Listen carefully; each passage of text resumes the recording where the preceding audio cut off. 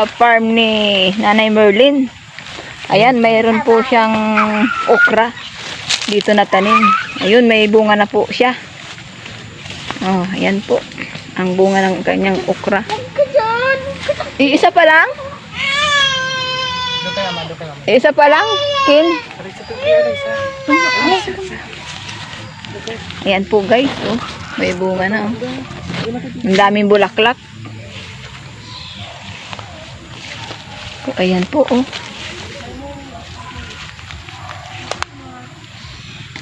Yan guys, iisa pa lang guys ang malaki. So, isa pa lang mga... Pwede na magkuhanin ma? Pwede na yan. Bagong ano pa yan, titigas na. Matatada po yun ang titigas na ito. Hinitigas po ba? Hindi, ginaganto lang. Ayan, oh. Malambot lang yan. Ayan. Ayan po guys, pinitas dalo na na namin. pala doon ni mama po. Ayan, pangalawang bisis ko na po yung inanihan. Yung nagtanim po lagod, di ba? Si nanay po hindi pa nakakaani dyan. Nauna pa po yung hindi nagtanim. Nabulakas na po. So ito pa po yung tanim ni Nanay Merlin, no? Patula. Gumagapang na po. Ayan. Yung taas ng baby.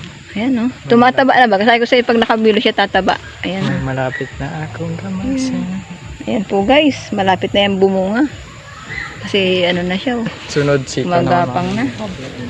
Ayan po. Napakasipag talaga ni Nanay Merlin. Shout out po. Ang tao talagang masipag. May aanihin. Kaya lang yung nagtanim ako ang unang umani.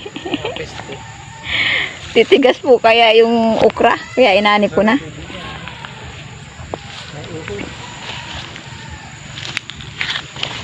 So yan po. Mga tanim na gulay. Kaso mas maganda yung walang spray.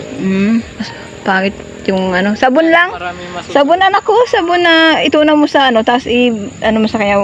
Kaya ano. May pang spray ka baga? Yung sabon na tinunaw. Yan po. Medyo may uod kasi po yung dahon nila. Ayan. Inuud. Kaya sabi ko tunawan ng sabon. Para spray. Ayan. Ang dami po kayang bulaklak. Oh. Ayan po yung susunod na bunga.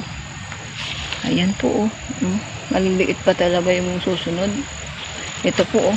Ayan. Oh, napakasipag talaga. Pag masipag ka daw po, hindi ka magugutom.